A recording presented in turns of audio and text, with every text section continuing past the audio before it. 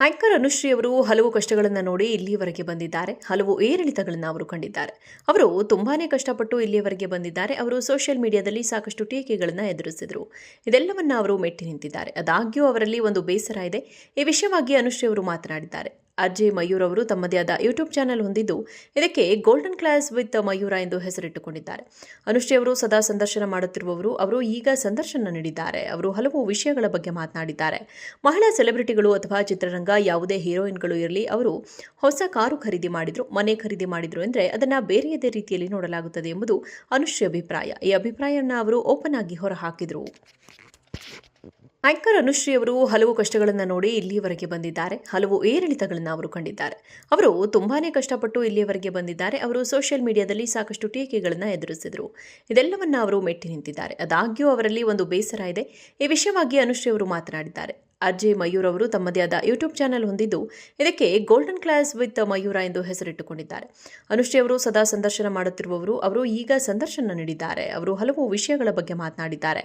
ಮಹಿಳಾ ಸೆಲೆಬ್ರಿಟಿಗಳು ಅಥವಾ ಚಿತ್ರರಂಗ ಯಾವುದೇ ಹೀರೋಯಿನ್ಗಳು ಇರಲಿ, ಅವರು ಹೊಸ ಕಾರು ಖರೀದಿ ಮಾಡಿದ್ರು, ಮನೆ ಖರೀದಿ ಮಾಡಿದ್ರು ಎಂದರೆ ಅದನ್ನು ಬೇರೆಯದೇ ರೀತಿಯಲ್ಲಿ ನೋಡಲಾಗುತ್ತದೆ ಎಂಬುದು ಅನುಶ್ರೀ ಅಭಿಪ್ರಾಯ. ಈ ಅಭಿಪ್ರಾಯವನ್ನು ಅವರು ಓಪನ್ ಆಗಿ ಹೊರಹಾಕಿದರು.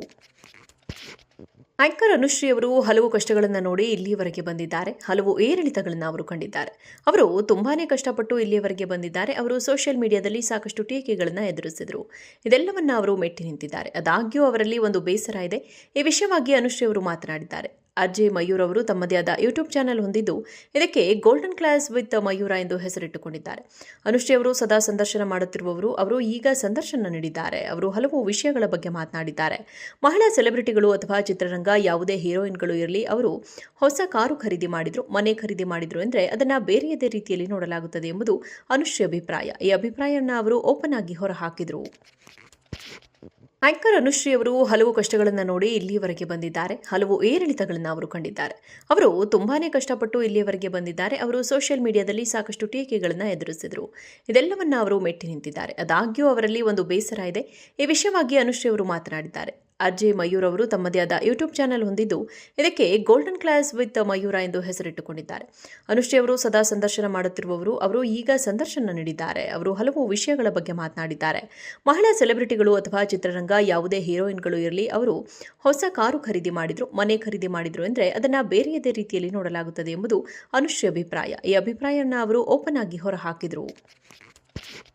ಆಂಕರ್ ಅನುಶ್ರೀ ಅವರು ಹಲವು ಕಷ್ಟಗಳನ್ನು ನೋಡಿ ಇಲ್ಲಿಯವರೆಗೆ ಬಂದಿದ್ದಾರೆ. ಹಲವು ಏರಿಳಿತಗಳನ್ನು ಅವರು ಕಂಡಿದ್ದಾರೆ. ಅವರು ತುಂಬಾನೇ ಕಷ್ಟಪಟ್ಟು ಇಲ್ಲಿಯವರೆಗೆ ಬಂದಿದ್ದಾರೆ. ಅವರು ಸೋಷಿಯಲ್ ಮೀಡಿಯಾದಲ್ಲಿ ಸಾಕಷ್ಟು ಟೀಕೆಗಳನ್ನು ಎದುರಿಸಿದರು. ಇದೆಲ್ಲವನ್ನ ಅವರು ಮೆಟ್ಟಿ ನಿಂತಿದ್ದಾರೆ. ಆದಾಗ್ಯೂ ಅವರಲ್ಲಿ ಒಂದು ಬೇಸರ ಇದೆ. ಈ ವಿಷಯವಾಗಿ ಅನುಶ್ರೀ ಅವರು ಮಾತನಾಡಿದ್ದಾರೆ. ಅಜಯ್ ಮಯೂರ್ ಅವರು ತಮ್ಮದೇ ಆದ ಯೂಟ್ಯೂಬ್ ಚಾನೆಲ್ ಹೊಂದಿದ್ದು, ಇದಕ್ಕೆ ಗೋಲ್ಡನ್ ಕ್ಲಾಸ್ ವಿತ್ ಮಯೂರ ಎಂದು ಹೆಸರಿಟ್ಟುಕೊಂಡಿದ್ದಾರೆ. ಆಂಕರ್ ಅನುಶ್ರೀ ಅವರು ಹಲವು ಕಷ್ಟಗಳನ್ನು ನೋಡಿ ಇಲ್ಲಿಯವರೆಗೆ ಬಂದಿದ್ದಾರೆ. ಹಲವು ಏರಿಳಿತಗಳನ್ನು ಅವರು ಕಂಡಿದ್ದಾರೆ. ಅವರು ತುಂಬಾನೇ ಕಷ್ಟಪಟ್ಟು ಇಲ್ಲಿಯವರೆಗೆ ಬಂದಿದ್ದಾರೆ. ಅವರು ಸೋಷಿಯಲ್ ಮೀಡಿಯಾದಲ್ಲಿ ಸಾಕಷ್ಟು ಟೀಕೆಗಳನ್ನು ಎದುರಿಸಿದರು.